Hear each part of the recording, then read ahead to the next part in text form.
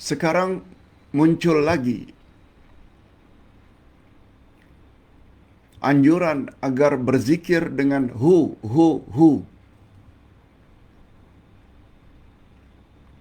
Mohon pencerahan Pak Ustaz, apakah ada dalilnya dari Nabi sallallahu alaihi wasallam atau dari Al-Quran?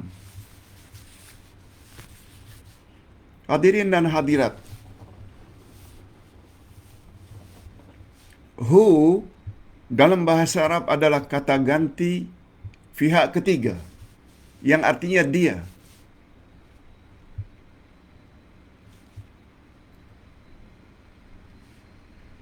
Orang pertama saya atau kami.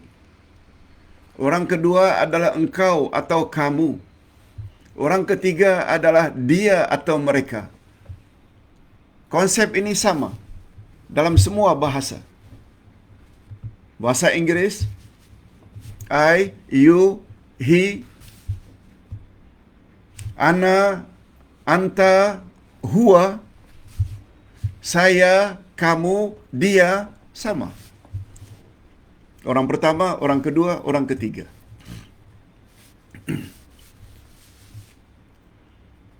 Zikir, hadirin dan hadirat, adalah ibadat. Az-zikru, menyebut nama Allah, mengingati Allah. Itu makna zikir dalam bahasa Arab.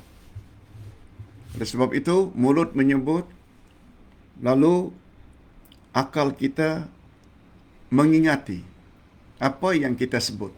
Itu yang paling afdal. Dan anggota pula melaksanakan perintah Allah, menjauhi larangan Allah. Bila komplit tiga jenis zikir itu, zikrul lisan, subhanallah, walhamdulillah, Allahu akbar. Zikrul qalbi, ingat dalam hati akan kebesaran Allah. Zikrul amal, kita laksanakan titah perintah Allah dalam kehidupan sehari-hari. Bila lengkap, itulah zikir yang paling sempurna. Dan dalam hal ini, Nabi Muhammad sallallahu alaihi wasallam adalah orang nomor satu. Ketika tiga zikir itu ada pada beliau. Itu sebabnya istri-istri Nabi ketika ditanya bagaimanakah tingkah laku Rasulullah, apakah akhlak Rasulullah, jawab istri-istri Nabi, kana khuluquhu al-Quran. Akhlak Rasulullah adalah Al-Quran.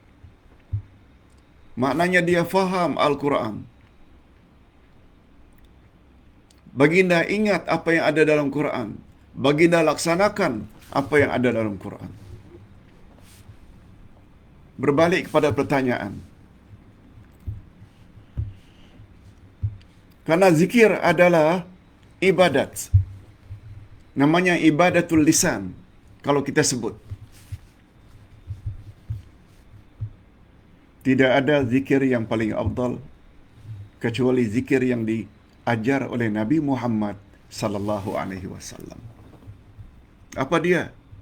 Sabda Nabi, afdalu zikri la ilaha illallah. Zikir yang paling afdal adalah la ilaha illallah.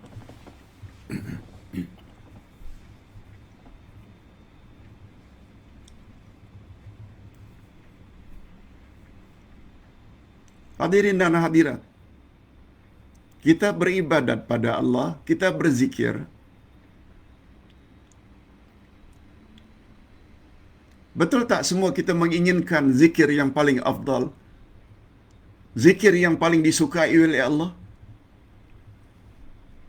Nah sekarang Rasulullah sallallahu alaihi wasallam yang sebut sebagai utusan Allah, sebagai wakil Allah untuk menyampaikan kepada umat, zikir yang paling afdal adalah la ilaha illallah. Hadis yang lain, apa kata Nabi? Jaddidu imanakum. Perbaharuilah, renew iman kamu senantiasa. Sahabat bertanya, kaifa nujaddidu imanana ya Rasulullah?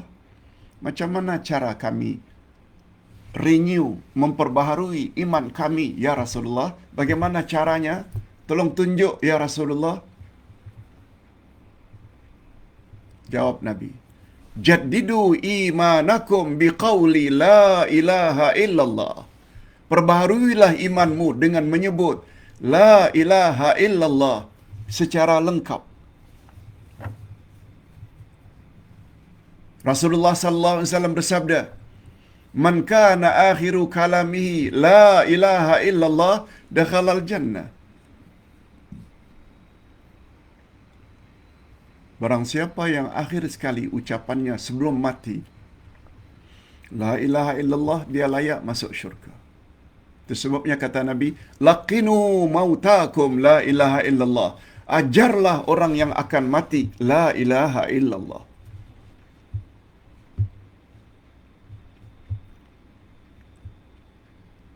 Nabi tidak pernah sebut Allah, Allah, Allah.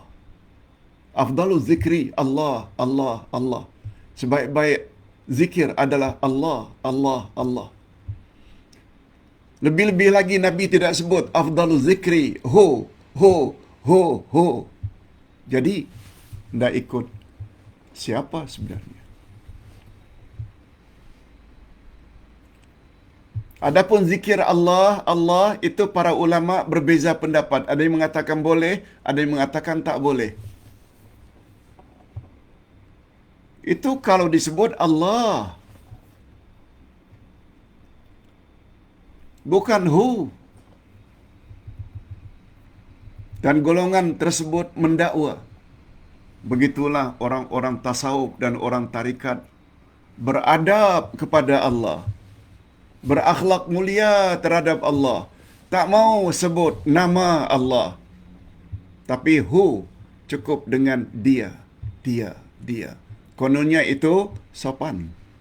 Kononnya itu, kata mereka, beradab kepada Allah.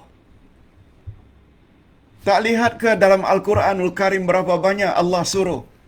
Katakan kepada mereka, berdoalah kepada Allah.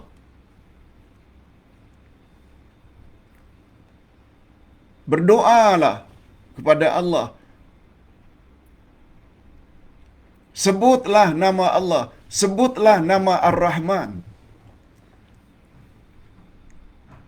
Jadi orang apabila menyebut Ya Allah, Ya Rahman, apakah itu bermakna orang tersebut tidak beradab?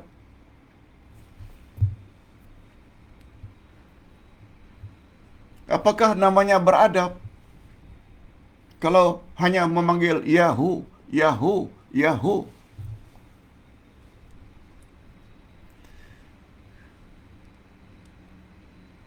Di sinilah perlunya kepada kefahaman. Kefahaman hendaklah berteraskan Al-Quran dan sunnah Nabi. Apa yang diajar oleh Nabi. Bukan dengan mereka-reka cara baru. Tak pernah datang dari Nabi. Afdalul zikri, hu, hu, hu. Yang datang dari Nabi, afdalul zikri, la ilaha illallah. Oleh sebab itu kata Imam Al-Ghazali, zikir yang paling afdal kepada Allah bila bergabung antara nafi dan isbat, yaitu la ilaha illallah.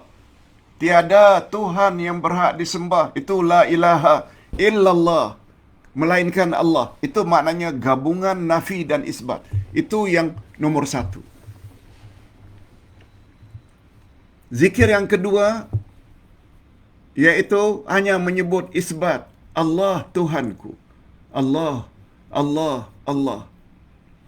Dan yang ketiga, menggunakan kata ganti. Bila kita compare tiga pendapat ini, kata beliau pendapat yang terbaik adalah bila lengkap la ilaha illallah. Oleh sebab itu, Dalam Islam, kefahaman sangat mustahab. Bukan hanya ikut saja. Tak. Itu sebabnya kalau kita tahu cerita Abdurrahman Al-Muljam. Siapa dia Abdurrahman Al-Muljam? Qari. Orang yang hebat bacaan Qurannya. Hafal Al-Quranul Karim. Sampai dipuji oleh Umar Ibn Al-Khattab.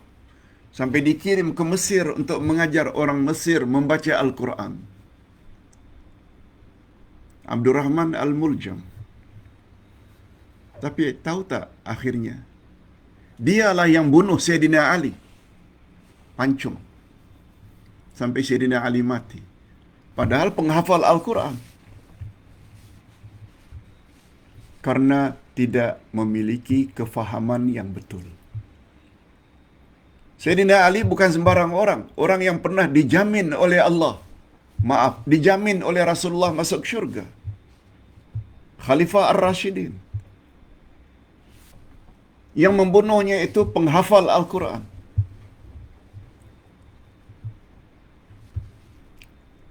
Jadi tidak sempurna Quran hanya dihafal tapi tidak difahami.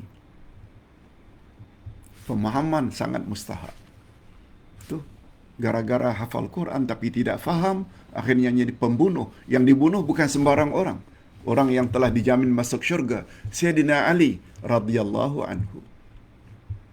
Itu sebabnya belajar seperti ini, tafsir, Asmaul Husna, akidah, pemahaman ini sangat mustahab. Itu sebabnya mula-mula yang didoa oleh Nabi kepada baby yang baru lahir, Allahumma faqihhu fiddin. Ya Allah, berilah baby ini kepahaman terhadap agama. Rasulullah bersabda dalam hadis sahih riwayat Imam Bukhari, "Man yuridillahu bihi khairan yufaqihu fiddin." Barang siapa yang Allah menginginkan kebaikan kepada seseorang, lalu didorongnya orang itu agar faham agama. Mudah-mudahan ibu-ibu dan bapa sekalian, kita istiqamah dalam mengikuti majlis ilmu seperti ini. Amin ya rabbal alamin. Okey, itu dulu jawaban Ustaz terhadap zikir ho ho ho.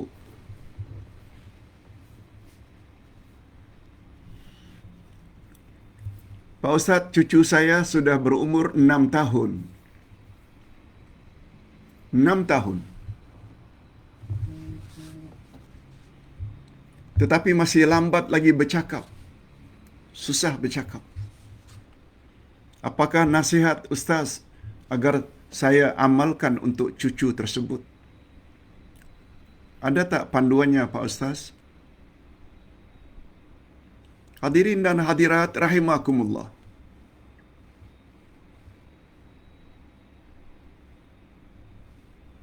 Ada.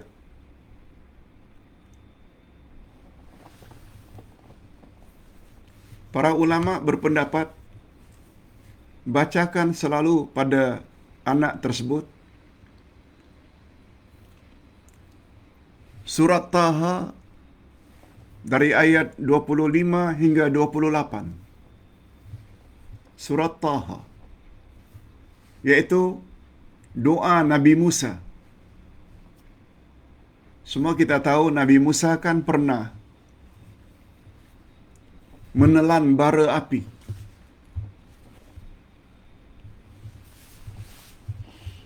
Sehingga lidahnya rosak. Sehingga beliau setelah dewasa tidak fasih, tak lancar bercakap. Ceritanya kan semua kita tahu, ibu Musa melahirkan Musa dalam keadaan ketika itu setiap anak laki-laki Bani Israel di Mesir dibunuh. Sebab bimbang kekuasaan Firaun akan berakhir. Sebab Firaun mimpi dia akan ditombangkan oleh Bani Israel. Dan ketika itu Bani Israel sudah wujud di Mesir. Pada saat oleh sebab itu setelah berbincang dengan pembesar-pembesar Firaun, lalu mereka mengambil kesimpulan, mana-mana wanita Bani Israel yang melahirkan anak laki-laki, bunuh. Kalau anak perempuan tak mengapa. Sebab bimbang, biasanya laki-laki yang akan memberontak, yang kudeta. Pada saat itulah Musa dilahirkan. Lalu Allah Subhanahu Wa Taala suruh ibu Musa masukkan Musa dalam kotak dan hanyutkan di sungai Nil. Lalu kotak yang berisi baby yang bernama Musa itu hanyut, betul-betul terdampar di belakang istana Firaun. Kita ringkaskan, dayang-dayang yang mengetahui perkara itu lalu bawa. Dan Firaun tahu itu anak Bani Israel. Tapi alhamdulillah isteri Firaun kata, jangan apa-apakan budak kecil. Semua kita tahu isteri Firaun yang bernama Asiyah binti Mazahim adalah wanita yang beriman. Walaupun suaminya Firaun yang pernah mendakwa dirinya Tuhan. Ana rabbukumul a'la. Tapi Firaun tak bunuh juga. Lalu dikatakan Asiyah binti Mazahim yang punya idea. Nak membuktikan budak ini berakal atau tidak, beri dia bara api dan emas.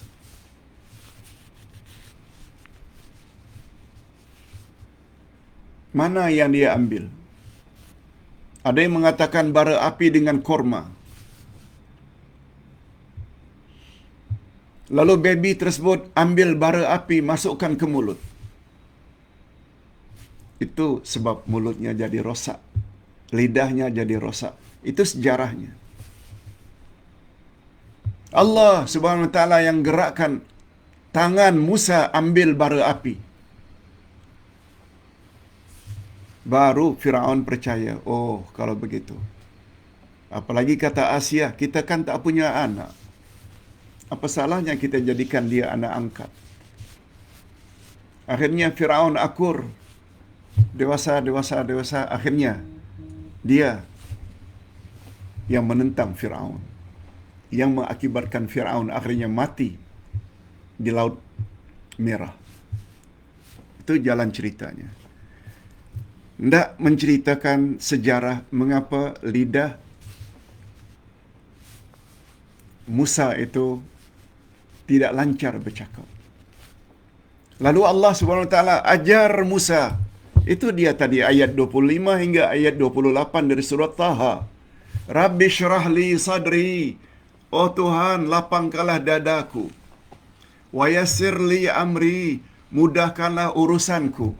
Wahlul 'uqdatam min lisani. Bukalah ya Allah simpulan-simpulan yang ada pada lidahku, yafqahu qawli, supaya orang yang mendengar ucapanku boleh faham. Yafqahu tadi al-fiqh, faham. Yafqahu qawli. Dan doa ini selalu juga dibaca oleh ustaz-ustaz sebelum ceramah supaya ceramahnya lancar. Jadi kembali kepada pertanyaan, kalau ada cucu atau anak yang lambat bercakap, kata ulama, baca doa ini. InsyaAllah, dengan izin Allah, Allah kabulkan dan dia akan dapat bercakap. InsyaAllah. Selanjutnya, Pak Ustaz,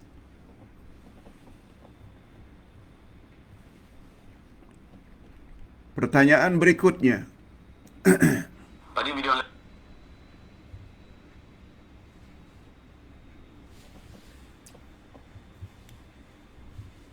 Pak Ustaz, saya baru-baru ini mendengar seorang ustaz dari Indonesia yang ditanya tentang Isa bin Maryam. Yang bertanya ini orang Kristian yang membacakan beberapa ayat-ayat dari kitab-kitab Injil, Bible, bahwa Isa itu anak Tuhan, bahwa Isa itu adalah penyelamat. Begitulah lebih kurang. Dikirim pada Ustaz videonya. Lalu Ustaz berkenaan baca pula ayat-ayat Quran yang berkaitan dengan apa yang ada di dalam Bible. Ayat itu yang terdapat di dalam kitab Bible ini dalam Al-Quran. Ayat itu atau apa yang tertera dalam Bible ini ayat Quran. Lalu topik besarnya toleransi dalam beragama. Setelah Ustaz dengar,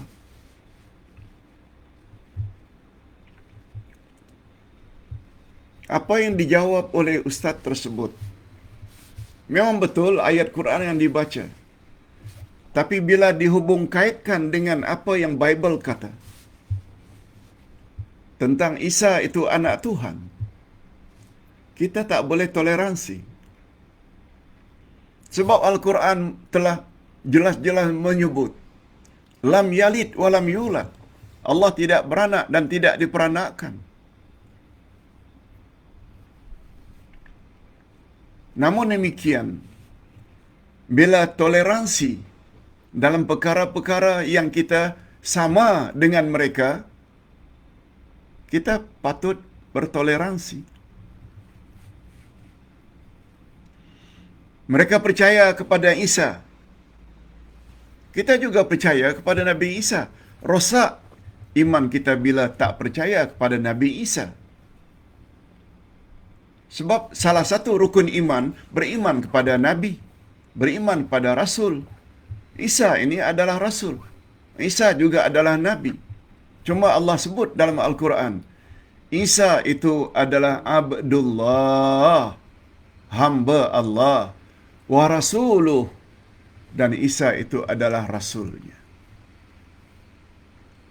Isa itu hamba Allah, bukan anak Allah. Itu sebabnya Nabi Muhammad sallallahu alaihi wasallam ingatkan kita sebagai umatnya, la tutruni kama ataratin nasara benu Maryam.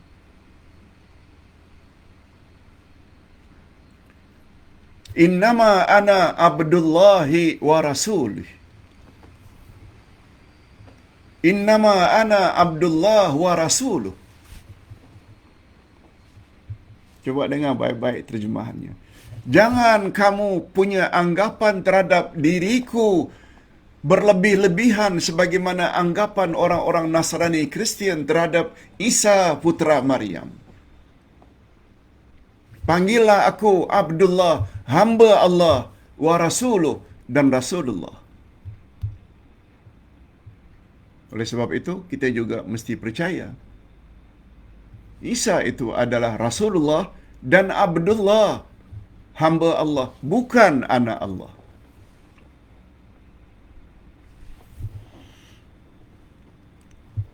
Adapun toleransi dengan makna membenarkan mereka beramal ikut cara agama mereka, yes, yang itu boleh. Sebab ada ayat menyebut, ayat 256 Al-Baqarah, la ikraha fid din, tidak ada paksaan dalam beragama. Orang Cina dengan tokongnya, orang Hindu dengan kuilnya, orang Kristian dengan gerejanya, biar. Toleransi dengan maksud itu boleh. Memang disuruh. Jangan paksa orang masuk Islam. Tapi dipaksa orang Islam supaya menyamaratakan dan mendakwa semua agama adalah sama? No. Inna ad-dina 'indallahil Islam. Ali Imran ayat 19. Sesungguhnya agama yang Allah reda hanya agama Islam. Hanya Islam agama yang hak. Tidak ada agama yang hak selain Islam. Itu menurut pandangan Ustaz. Statement Ustaz berkenaan dalam video tersebut boleh mengundang kesalahfahaman.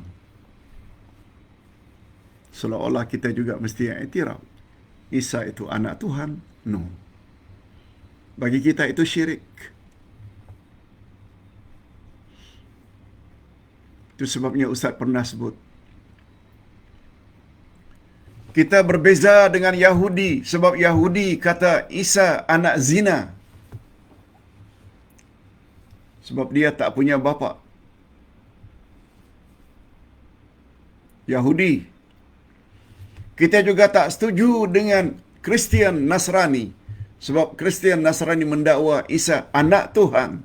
Dah mengangkat Isa melebihi batasan yang dibenarkan. Itu sebabnya kita sebagai umat Islam, ummatan wasata, umat pertengahan. Yes, Isa itu Rasulullah. Namun demikian, baginda juga adalah hamba Allah, bukan anak Allah. Sebagaimana yang Nabi katakan. Wallahu a'lam. Pak Ustaz,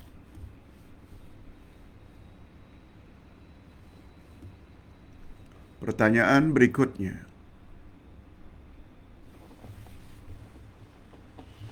Assalamualaikum, Uday.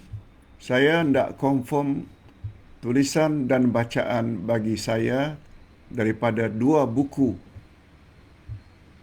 yang Uday tulis. Pertama, Munajat, dan yang kedua, Wirid Rasulullah pagi dan petang. Iya. Pada muka surat buku Munajat Ahlus Sunnah wal Jamaah,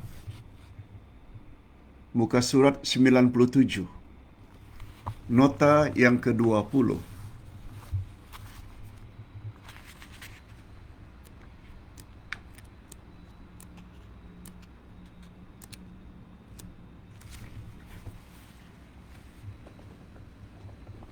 Footnote yang ke-20 maksudnya. Ustaz ada sebut Allahumma atini afdala ma tu'ti ibadaka salihin. Sedangkan dalam buku Wirid pula, muka surat yang ke-26,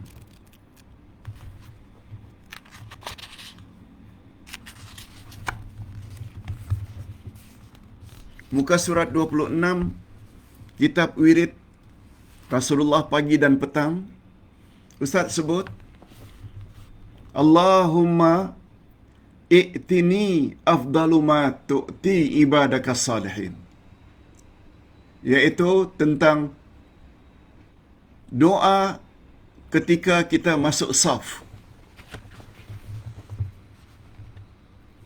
Bila salat berjamaah ada imam di depan, kan ada makmum di belakang. Para jamaah yang jadi makmum kan masuk ke dalam saf. Nabi Muhammad sallallahu alaihi wasallam galakkan, ketika kita menuju saf itu, kita hendaklah baca doa ini. Itu tak ada pertikaian. Cuma di sini tertulis sedikit berbeza. Yang pertama, dalam buku Munajat, Allahumma atini, Dalam buku wirid, Allahumma i'tini. Hadirin dan hadirat, maknanya sama. Maknanya sama. Yang satu ikut versi lain, yang satu ikut versi lain.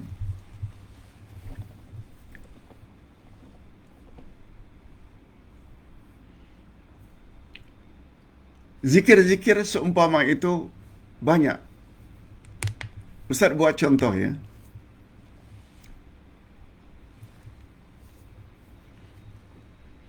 Allahumma aslih li dinina alladhi huwa ismatu amrina.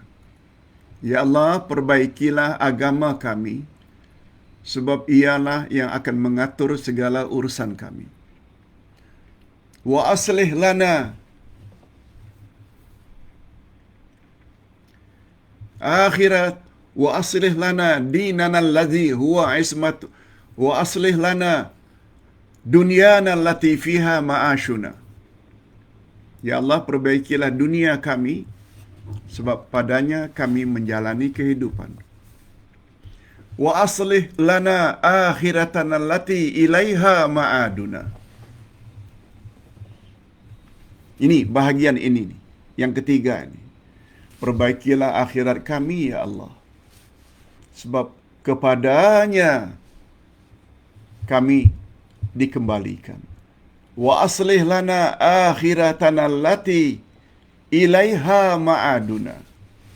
Perbaikilah akhirat kami ya Allah, sebab kepadanya kami akan kembali. Riwayat yang lain, wa aslih lana akhiratana allati fiha ma'aduna. Ya Allah, perbaikilah akhirat kami, sebab padanya kami akan kembali. Yang pertama tadi ilaiha, yang kedua fiha. Tapi maknanya sama. Doa agar terhindar dari nyanyuk juga macam itu.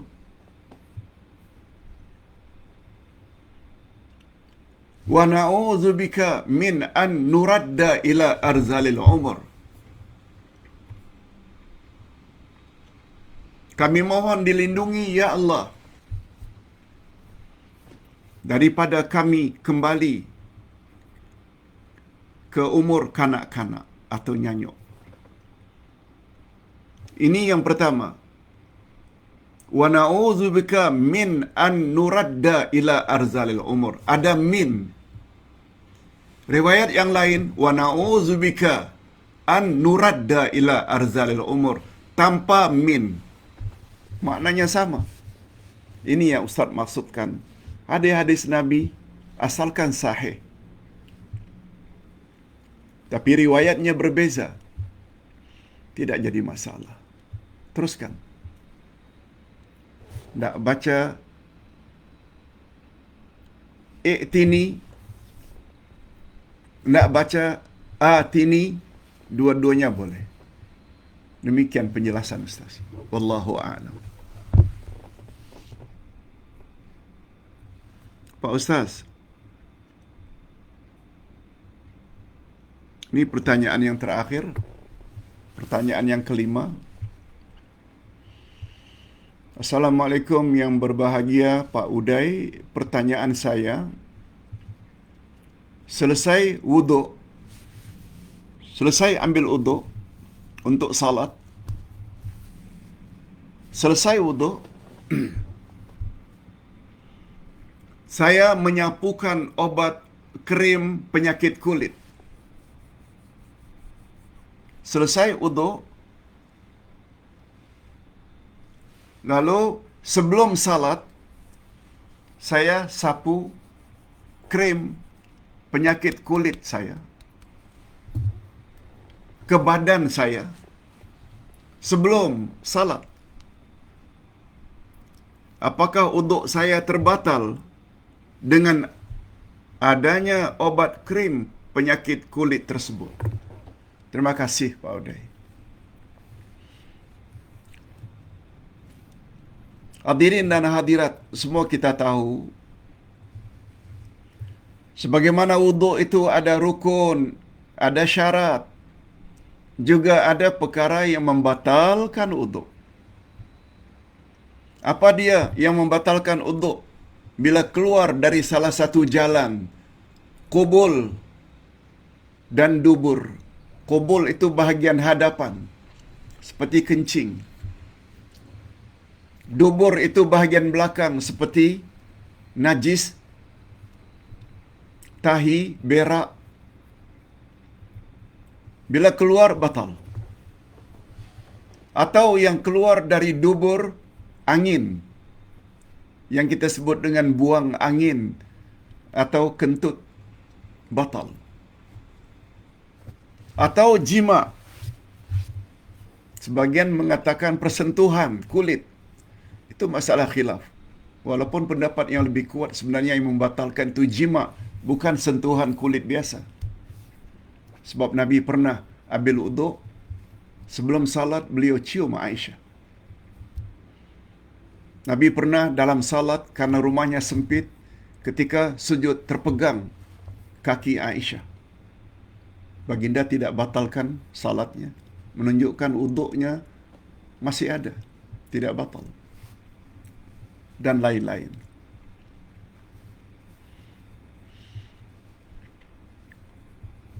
Yang membatalkan wuduk juga adalah tidur dalam keadaan berbaring. Dibimbangkan kita buang angin. Kecuali bila tidur duduk, kata ulama fiqh. Tidak ada perkara yang membatalkan wuduk itu bila terkena najis. Najis ya. Hatta kita pergi ke masjid setelah wuduk dari rumah, terpijak najis ayam umpamanya, tahi ayam atau tahi kucing. Sebelum masuk masjid, basuh kaki yang terpijak. Kaki saja, tak perlu ambil wuduk. Hatta najis terkena pada badan, tidak membatalkan wuduk. Nah sekarang, salap atau krim untuk penyakit kulit. Setahu Ustaz, dia tidak najis. Hatta najis pun tidak membatalkan wuduk. Cuma bila yang disapu itu najis, wuduk tak batal, tapi salat tidak sah. Sebab syarat sah salat mesti bersih badan, pakaian dan tempat. Tak boleh ada najis. Salatnya yang batal. Kalau pada badan atau pada tempat pada badan ada najis. Nah sekarang, krim penyakit kulit itu bukan najis. Batal, maaf, wuduk tak batal, salat pun tak batal. Wallahu a'lam. Mudah-mudahan ada manfaatnya. Kita akhiri dengan doa. Alhamdulillah Rabbil Alamin. Wassalatu wassalamu ala ashrafil anbiya'i wal mursalin. Wa ala alihi wa sahbihi ajma'in. Rabbana zidna ilman nafi'a. Wa rizqan tayyiba. Wa amalan mutaqabbala. Ya Allah, tambah-tambahkanlah untuk kami ilmu yang bermanfaat. Rezeki yang baik, halal lagi diberkati dan amal-amal yang diterima. Ya Allah, pada pagi ini sungguh banyak pengajaran yang dapat kami ambil di bawah topik panduan Allah kepada Nabi dalam berdakwah. Oleh sebab itu berilah kami kesabaran ya Allah dalam berdakwah. Sebab sangat besar ganjaran sabar. Orang yang sabar akan mendapat ganjaran tidak ada limitnya atau masuk syurga tanpa hisab.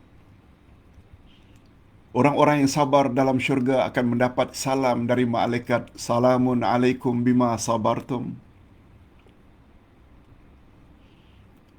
Dan orang-orang yang berjaya dalam berdakwah juga mesti sabar. Sebab engkau telah berfirman, wa tawasaw bil haqqi wa tawasaw bis sabri. Oleh sebab itu berilah kami kesabaran yang mendalam ya Allah. sebab dia adalah syarat utama atau termasuk salah satu syarat agar kami terhindar daripada kerugian. Wa sallallahu ala nabiyyina Muhammad wa ala alihi wa sahbihi ajma'in. Subhana rabbika rabbil izzati amma yasifun. Wa salamun alal mursalin walhamdulillahi rabbil alamin. Subhanakallahumma wa bihamdik asyhadu an la ilaha illa anta astaghfiruka wa atubu ilaik. Wassalamualaikum warahmatullahi wabarakatuh.